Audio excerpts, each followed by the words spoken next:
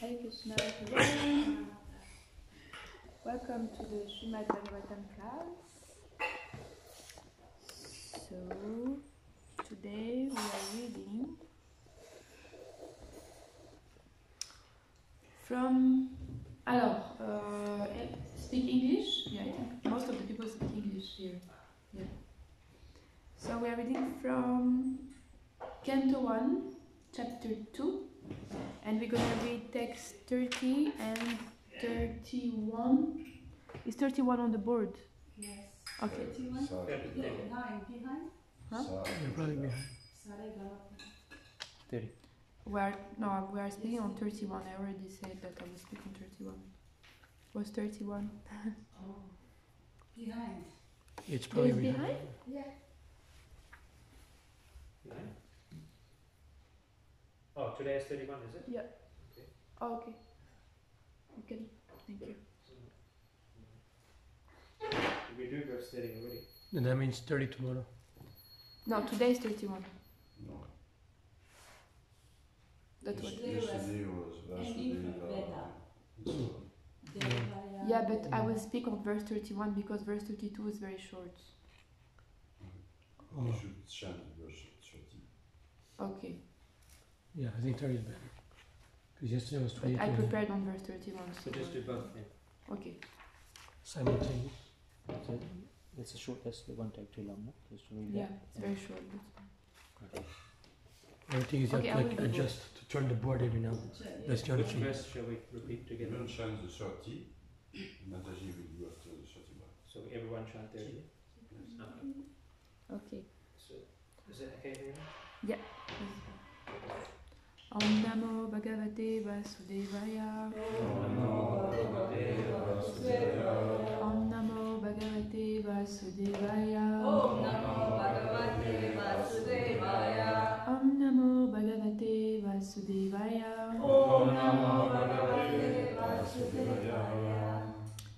Sa evedam sa sarjagre. Bhagavan Atmamayaya. Sadashatrupaya Shashu. Gunamaya Gunu Vibhu. Sa evedam sa sarjagre. Bhagavan Atmamayaya. Sadashadrupaya Shashu. Gunamaya Guno Vibhu. Saevedam Sasajagri. Bhagavan Atmamayaya. Sadashadrupaya Shashu. Gunamaya Guno Vibhu.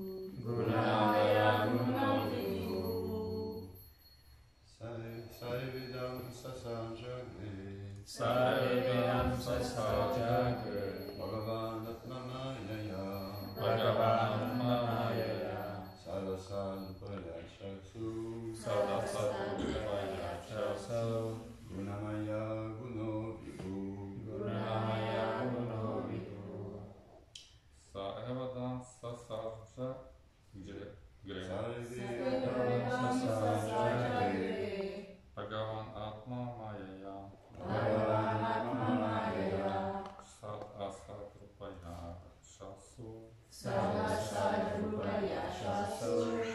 Gunamaya Guno Vibhu.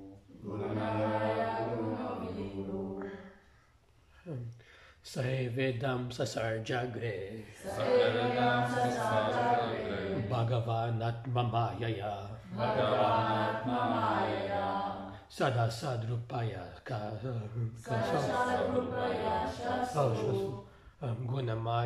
Gunamaya Guno Vibhu.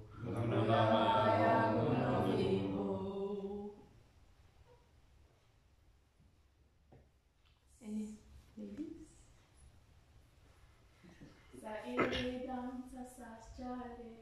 Saevedam Sasarjagre. Bhagavanatmamayaya Satsarupaya Chasu Gunamaya Gunaviku Gunamaya Gunaviku I try now. Saevadam sasajade Saevinam Satarjade Bhagavanatmamayaya Bhagavanatmamayaya Sadasharupaya Kasu Rupa Chasu Shasu Gunamaya Gunovibhu Gunamaya Gunaviku.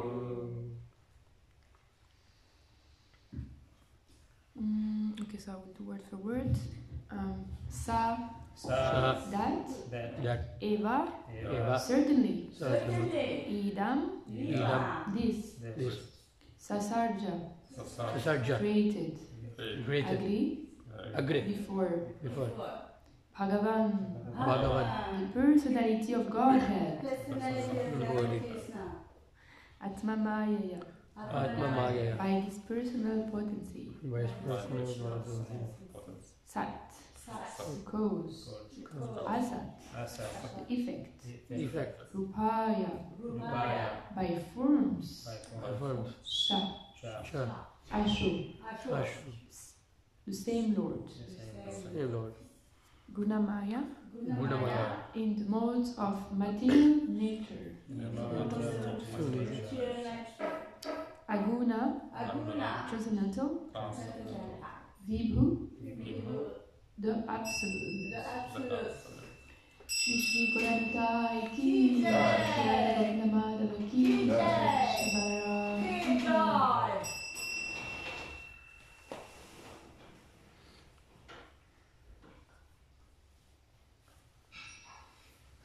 Translation. So I will reading from chapter 2 called Divinity and Divine Service. Translation from the text 30. In the beginning of the material creation, that absolute personality of Godhead, Vasudeva, in his transcendental position, created the energies of cause and effect by his own internal energy. Purport, by his divine grace, ISKCON. The position of the Lord is always transcendental because the causal and effectual energies required for the creation of the material world were also created by him. He is unaffected, therefore, by the qualities of the material modes. His existence, form, activities, and paraphernalia all existed before the material creation. He is all spiritual and has nothing to do with the qualities of the material world, which are qualitatively distinguished from the spiritual qualities of the Lord. Text 31. Dayamila Shiteshu Eshu Ganeshu Gunavaniva Antapravishta Bhati Vivyanena Vrijinhitam. Translation by His Divine Grace, Srila Prabhupada Ki Jai. After creating the material substance, the Lord Vasudeva expands himself and enters into it. And although he is within the material modes of nature and appears to be one of the created beings, he is always fully enlightened in his transcendental position. Purport. The living entities are separated parts and parcels of the Lord, and the conditioned living entities who are unfit for the spiritual kingdom are strewn within the material world to enjoy matter to the fullest extent. As Paramatma, an eternal friend of the living entities, the Lord, by one of his plenary portions, accompanies the living entities to guide them in their material enjoyment and to become witness to all activities. While the living entities enjoy the material conditions, the Lord maintains his transcendental position without being affected by the material atmosphere. In the Vedic literature Shruti, it is said that there are two birds in one tree. One of them is eating the fruit of the tree, while the other is witnessing the actions. The witness is the Lord, and the fruit eater is the living entity. The fruit eater, living entity, has forgotten his real identity and is overwhelmed in the fruitive activities of the material condition. But the Lord, Paramatma, is always full in transcendental knowledge. That is the difference between the super soul and the conditioned soul. The conditioned soul, the living entity, is controlled by the laws of nature, while the Paramatma or the super soul is the controller of the material energy. End of the purport. Om Magyana Timirandasya Gyananjana Shalakaya Chakshurun Militam Yena Tashmai Shri Gurave Namaha Panchakalpa Tarvobhyasya Kripasmintobhya Evacha Patitanam Pavanebhyo Vaishnavebhyo Namo Namaha Jaya Shri Krishna Chaitanya Prabhu Nityananda Shri Advaita Gadadhara Shivashadi Gaura Bhakta Vrinda Hare Krishna, Krishna Krishna, Hare Hare, Hare Rama, Rama Rama, Hare Hare. So, Hare Krishna, thank you for being so kind to listen to me today. So, when I read these two purports, I was not feeling so comfortable to actually speak on those topics.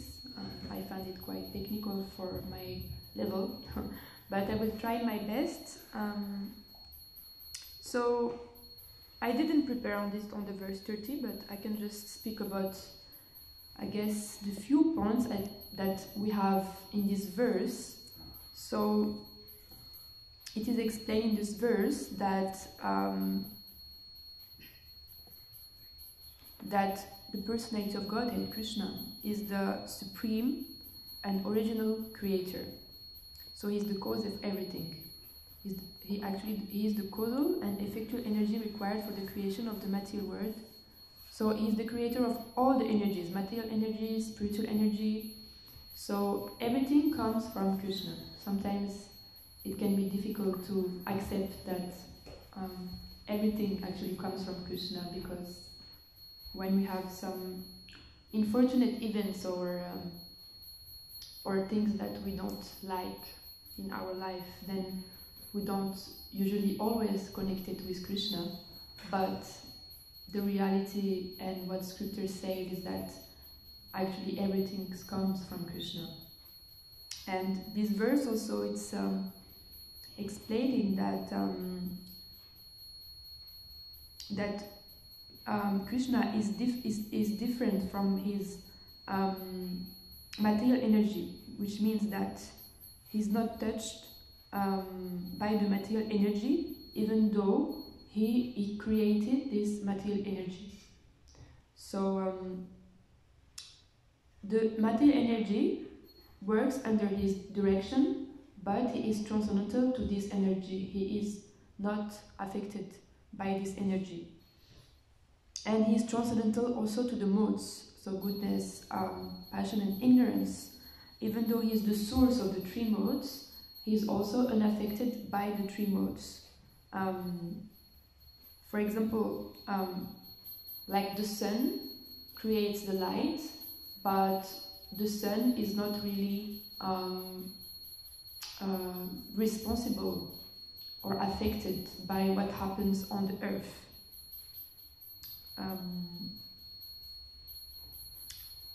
And also, so he's basically the cause of all causes, but simultaneously he's different from, he's beyond the material cause and effect.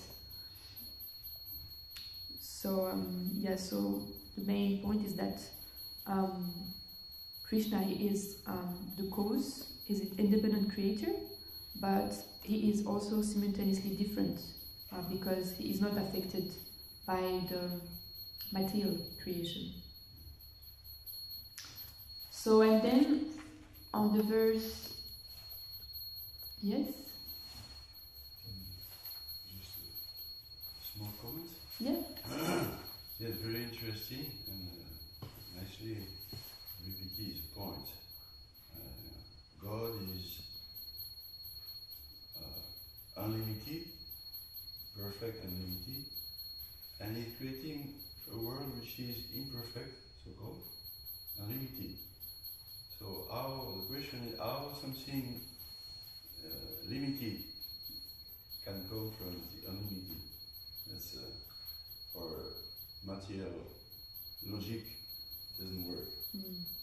But there comes the Vaishnava explanation of Chaitanya, simultaneously one different. So it is not that the Lord is transforming Himself in material energy. That is emanation. It's an energy. So He remains Himself full God, unlimited, perfect. But He has an energy, which is His energy, but it's different from it simultaneously. This is very deep and important point also. Yes. The second little point is, as you said, sometimes it is difficult to accept that everything, even bad, comes from Krishna. Therefore, when we read the Prabhupada purpose and the verses, in general, Prabhupada and the verses are expressing Krishna is a creator, maintainer, and annihilator of the material world. So the material world is not meant to be a happy eternal place. And unless we accept, we see this global vision, then we will be like a materialistic religion. God is there to give us material enjoyment. But if we accept that God is there to bring us back to the eternal world, then He's kindly destroying regularly the illusion. It is mercy also. So thank you really nicely. Thank you for enlightening. Notice the points. Thank you. So then, so the second verse, 31, is speaking about the Paramatma. So what is the relation of the Lord with this material creation, as we were speaking? Actually, it is Sukadev Goswami explains that the Lord comes into creation and He accompanies the living entities. And it's very mystical because actually Krishna is here in our heart. And but the Lord comes as the super soul.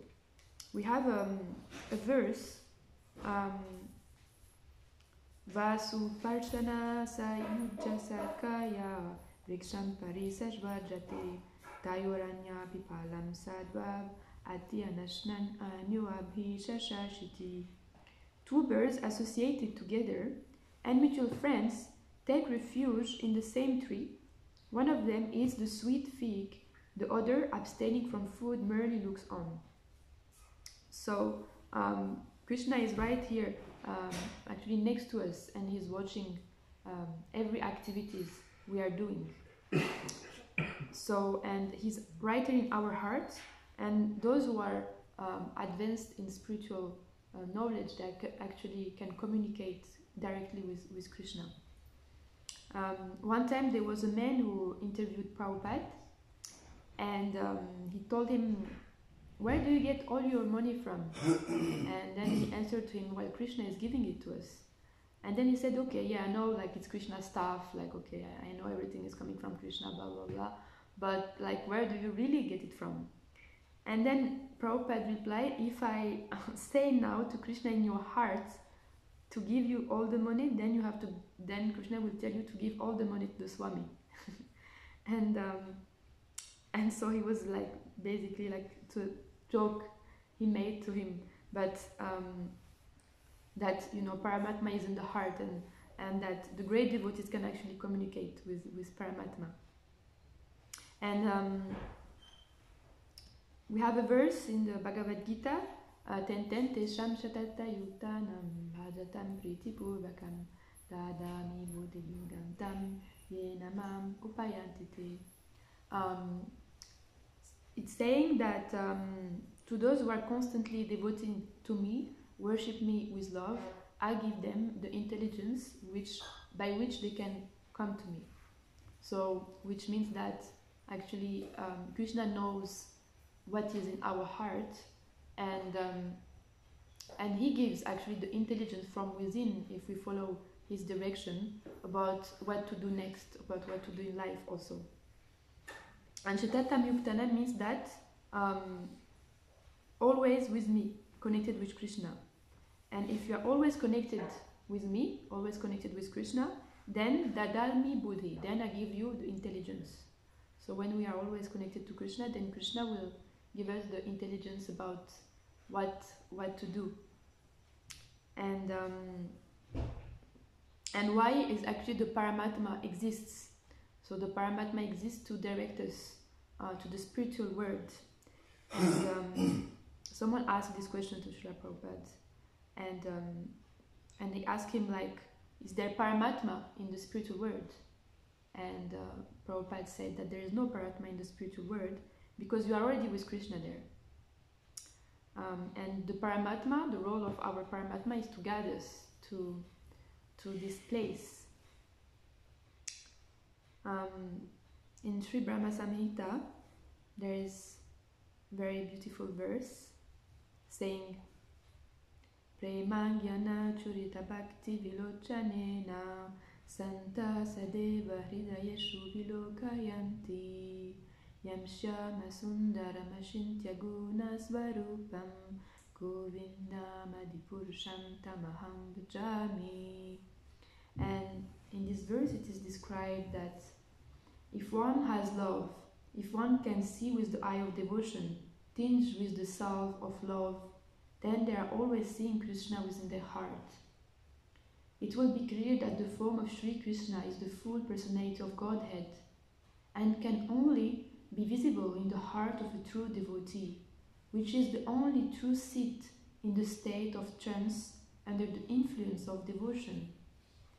When Krishna manifested himself in Vraj, both the devotees and non-devotees saw him with this very eye, but only the devotees cherished him, eternally present in Vraj, as the priceless jewel of the heart. Nowadays also the devotees see him in Vraj in their heart, saturated with devotion, although they do not see him with their eyes. The eye of devotion is nothing but the eye of the pure and alloyed spiritual self of the jiva. The form of Krishna is visible to that eye in proportion to its purification by the practice of devotion. So this sentence is very important.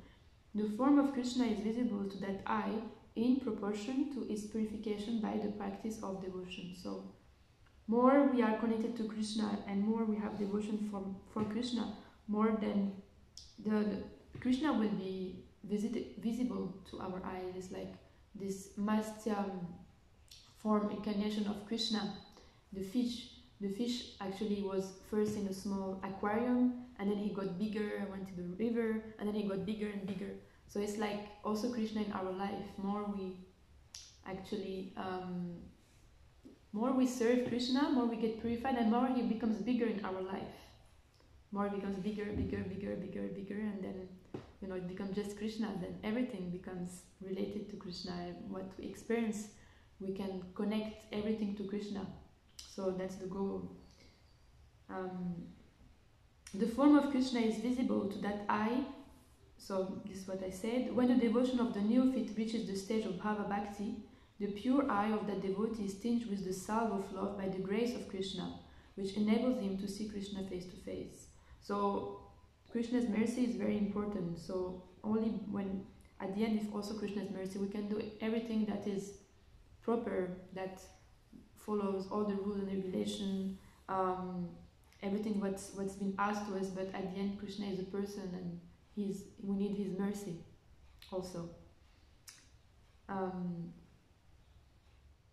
So the seventh substance of this shloka is that the form of Krishna, Shyamasunda, is not a mental concoction, but is transcendental and is visible with the eye of the soul of the devotee under trance.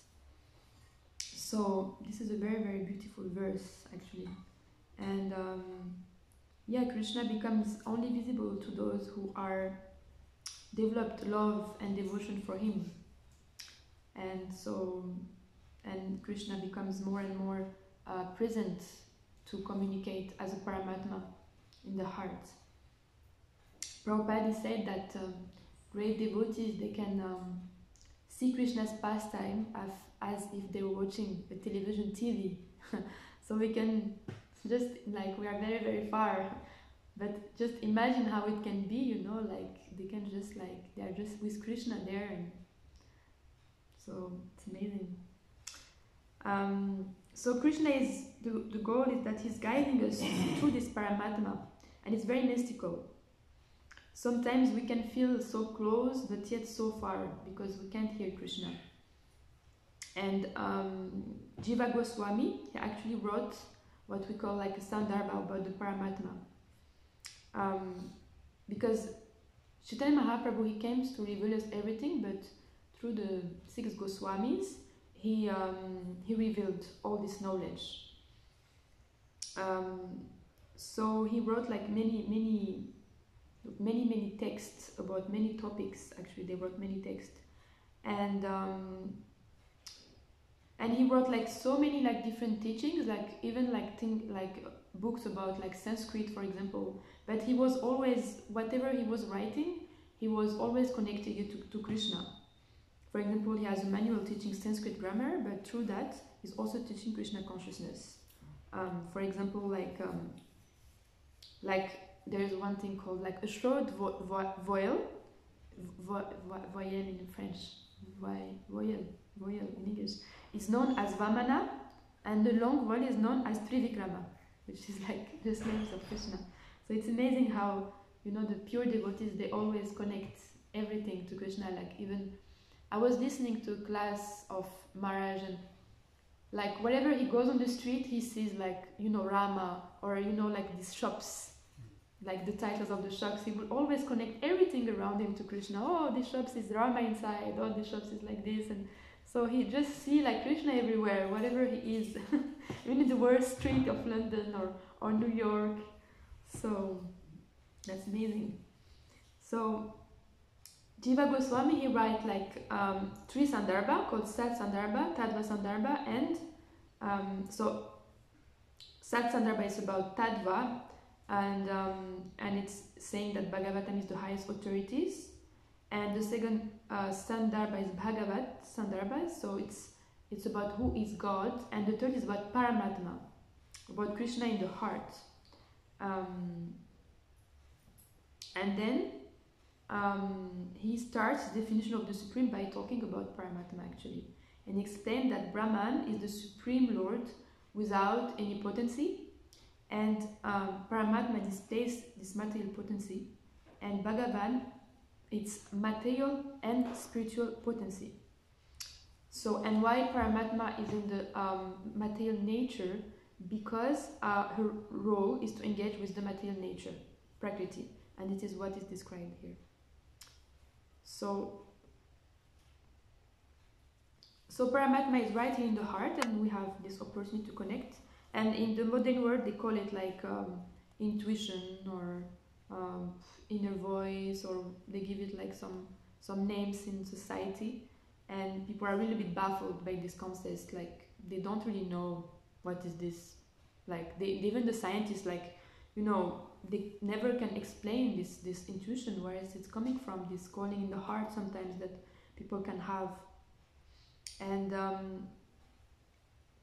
Krishna actually can inspire us at any moment, even though we are not thinking sometimes about something, and we have like something, and he's inspiring us. And like, I don't know how everyone came to Krishna consciousness here, but you know, if you think about that moment, how Krishna did inspire you to come here, you know, it's Krishna from the heart who inspired us to come here to New Mayapur. Where did you join, for example, Dimitri? How did you come to Krishna consciousness?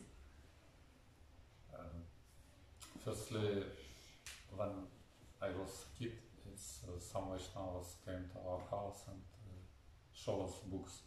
Okay. And what made that you made that step? Like, Ah, how did you make that step to, like, you know, really take to Krishna consciousness? What happened in your heart? and maybe approximately I was 30, I guess. 30. I feel that material life don't give me that I want. This, I'm looking for something else and found. And Prabhupada, but how did you get the confidence to, like, what happened that, how did you come, like, do this? I saw a Persian devotee, Prabhupada, and right after I read first verse of Ishopanishad. So both the Persian and the philosophy Immediately. That's it. Amazing. And Rasikananda?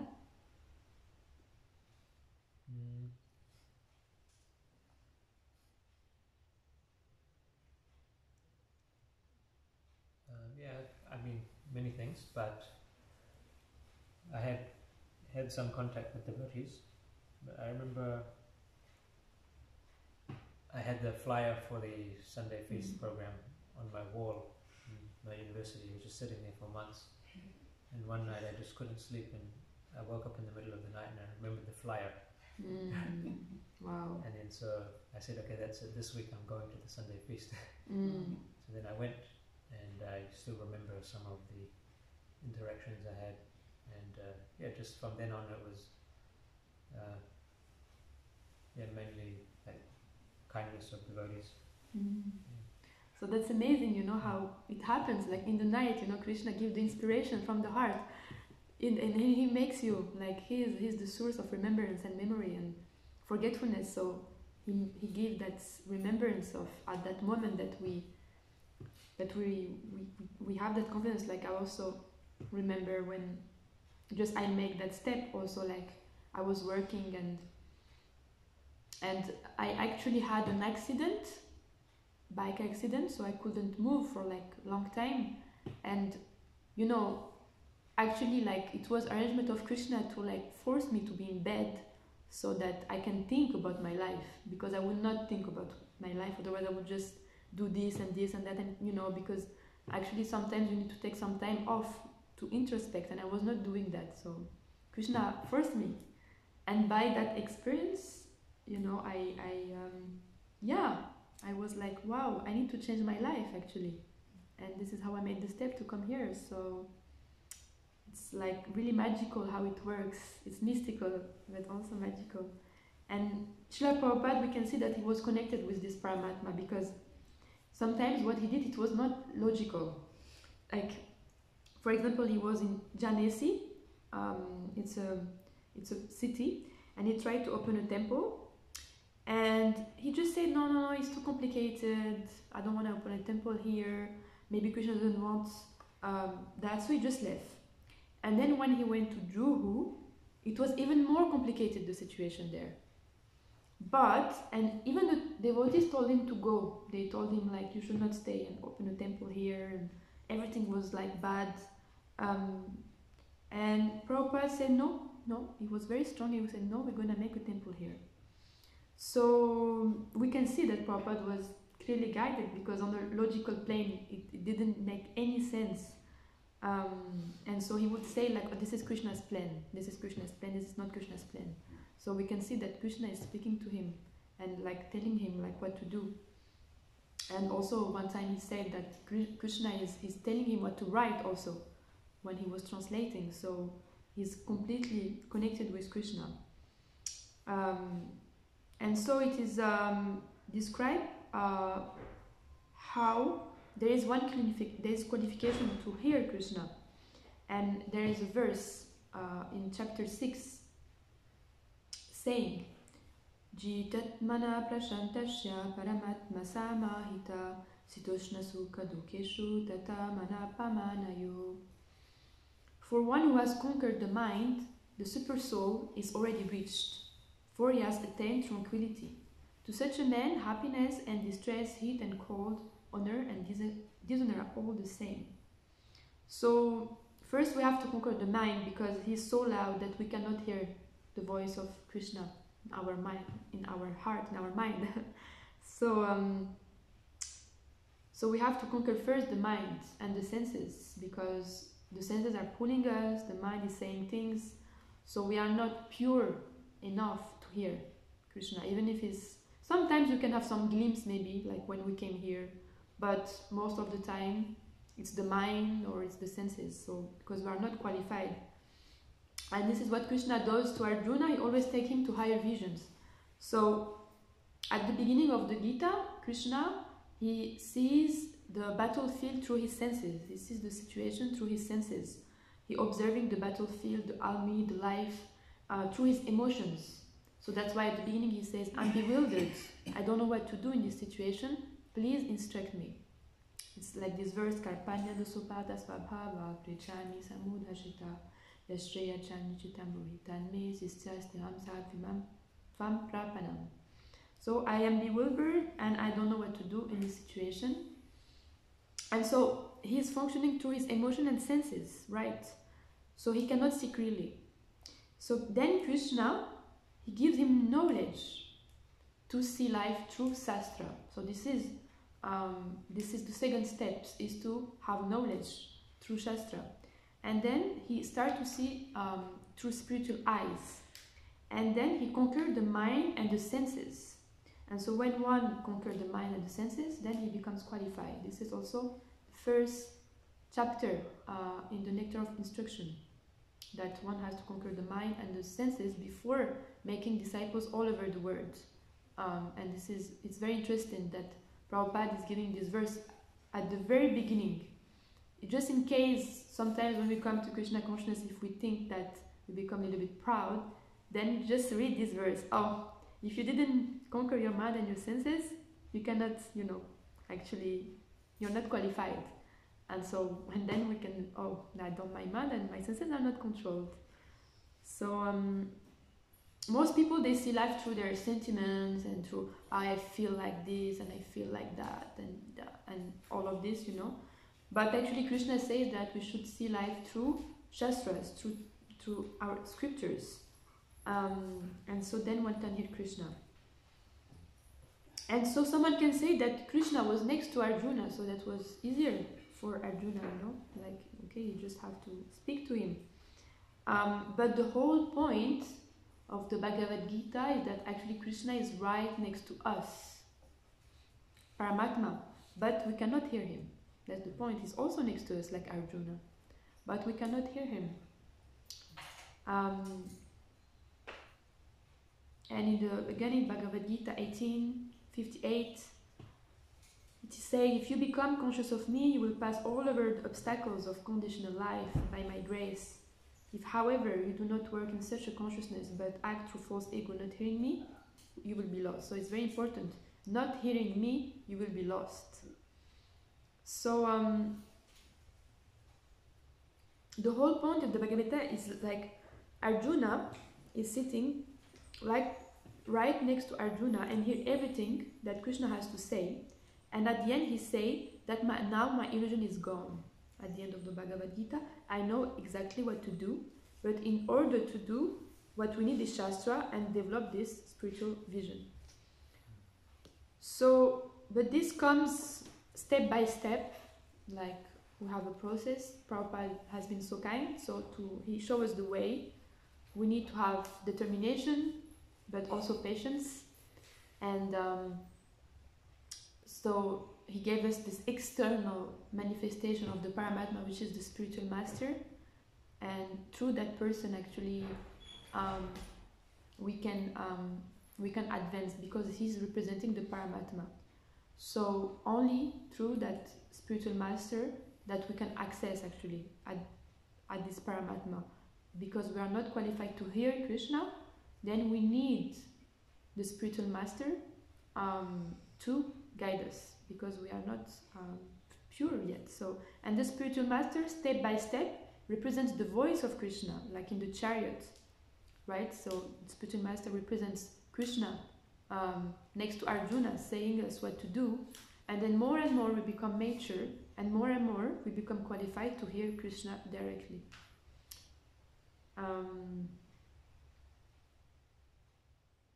Yes, so I think I'm gonna stop here because it's 5 minutes left, so I will take some, if you have anything to say or some question, correction.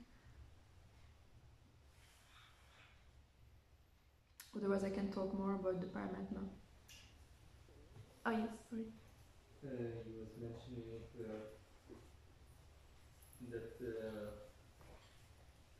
because Krishna was with Arjuna, it was easier for Arjuna. Yeah. And of course then they gave an example of Paramatma in our heart. But actually Krishna was with Arjuna, but then the Arjuna had to challenge, you have to accept the challenges, which is pretty high. Huh? I mean, who of us could, kill our beloved grandfathers, grandfather? And I mean, not just like grandfather which lives, I'm in France and he lives in America and I don't know. Now he really know him very well. He was his teacher and they loved him so much, and you have to kill him with his own hands, with arrows. So Krishna was with him directly, side by side, but then you have to take really high level of challenges as well. So you can say Krishna guide directly, but Arjuna have to take really very strong decisions and accept Krishna. And there is this example, when Krishna asked Yudhishthira, you say that Drona Ashwatthama died, yeah? And Yudhishthira, he was shaky, he could not say the lie. Yeah? Although Krishna directly asked him to do. So, as Krishna can be with us, but we have to take the decision as well. We have to take that step, and we have to be strong on the step to go with Krishna, towards Krishna. So, of course, Krishna is not telling us directly, but is in our heart that our decisions as well is not so heavy like Arjuna's. We need to kill our grandparents or our fathers or our close family members. I would also say that Krishna always gives us the challenges which are according to our level. Like, he will never, I'm not so long in Krishna consciousness, but what I could see from other devotees and from myself, that Krishna will never give such a test that it's so high that we cannot pass it.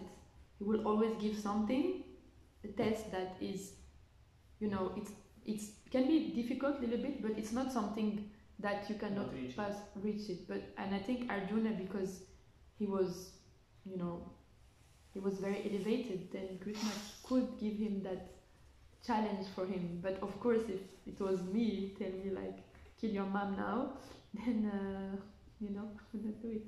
So I don't know if you have something to say, Gopaswami Prabhu. If you have some. It was nice, really nice explanation about the functioning of the Paramatma relationship with us, about the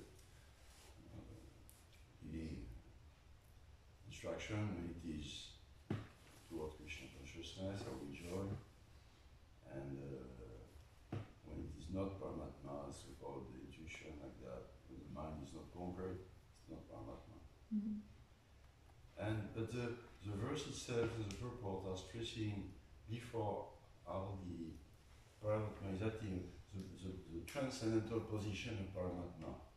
Usually when Prabhupada speaks about Paramatma, he speaks about that the two birds. One is conditioned by the material consciousness, the modes of nature, enjoying material, and the other one is transcendental. So this is usually one point which is developed. The tattva, what is the position of the transcendental. So just like the previous verse was about God who is transcendental, is creating material energy, which is material. And this verse is God or Paramatma is transcendental. It comes in this world, but is not subjected also. Like the governor who goes into the prison house is free. So this is that's how I've heard those two verses to show that God is his relationship with the material world, either with matter or with the living entities, is not the same. Prabhupada is repeating that. So often actually, Bhagavad Gita, he said that the main point is to understand that God or Krishna in this world is not like us. He's not an ordinary human being. And then we can, as devotees, learn how Krishna, as a creator of the material world, or as the creator and friend, as Paramatma, as a living being, how he acts. But first, understand that he is not like us. It's a very interesting verse. Important to understand that. Otherwise, we bring God to a level. Either Krishna is an ordinary person, or Paramatma, or God is there to give me material happiness, or freedom from matter. God is transcendental, although we are it's a product of his energy, material consciousness and material matter. But God is transcendental. There is someone who is transcendental. What do you think? Yes, I think you are right.